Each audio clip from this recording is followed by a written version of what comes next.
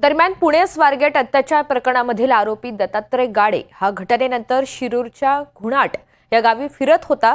अनेक ग्रामस्थांनी त्याला फिरताना पाहिलंय, मात्र अद्यापही त्याला अटक झालेली नाही। सध्या गाडेच्या कुटुंबियांना चौकशीसाठी ताब्यात घेण्यात आलंय। या सगळ्या संदर्भात आढावा घेतलेला आहे आमचे प्रतिनिधी अविनाश पवार यांनी। आपण पाहूया। पुणे येथील स्वारगेट बस स्थानकामध्ये जो अनुचित प्रकार घडला त्यानंतर संपूर्ण महाराष्ट्र हा हादरलेला आहे की स्वारगेट सारख्या मुख्य बस स्थानकामध्ये ज्या पद्धतीने जो दत्तात्रय गाडे आहे त्याने 26 वर्षीय तरुणीवर बलात्कार केला आणि तिथून तो फरार झालेला आहे। त्याचं गाव हे शिरूर तालुक्यामधल्या गुणाट इथलं आहे आणि या गुणाट गावामध्ये मी आता आहे।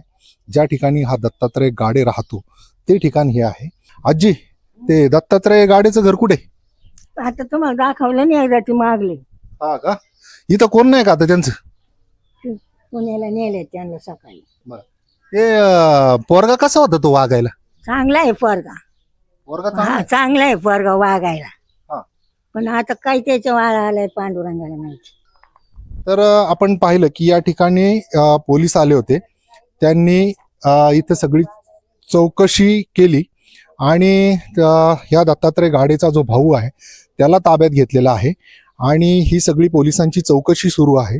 हे गुणाट जे गाव आहे ते शिरूर पासून साधारणतः एक 50 ते 60 किलोमीटर अंतरावरचं गाव आहे आणि या गावामध्ये देखील आता या सगळ्या प्रकरणाची चर्चा सुरू झालेली आहे। या ठिकाणी आपण पाहू शकता की हे जे घर आहे हे पत्रावाजा घर आहे आणि यामध्येच ह्या दत्तात्रय गाडेचं कुटुंब राहतं आणि हा जो दत्तात्रय गाडे आहे तो अगदी 4-4, 5-5 दिवस देखील घरी येत नव्हता अशी काही माहिती मिळते।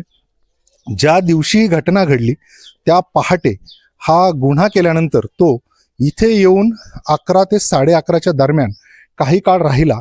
त्यानंतर संध्याकाळी 5 वाजता देखील गावामध्ये दिसल्याचं काही गावकरी सांगतायत आणि त्याच्यानंतर जेव्हा पोलिसांनी याचा शोध सुरू केला त्यावेळेस मात्र हा आता इथे आपण दृश्यांमधून पाहतोय की कुलूप लावलेलं आहे घराला आणि इथे संपूर्ण जे कुटुंब आहे ते चौकशीसाठी पोलिसांनी ताब्यात घेतल्याची काही गावकरी सांगतायत आणि तिथून हा जो आरोपी आहे तो फरार झालेला आहे। आता पोलिसांनी 1 लाख रुपयांचं बक्षीस देखील ठेवलेलं आहे याची माहिती देणार आहे। अविनाश पवार, NDTV मराठी, गुणाट, शिरूर, पुणे।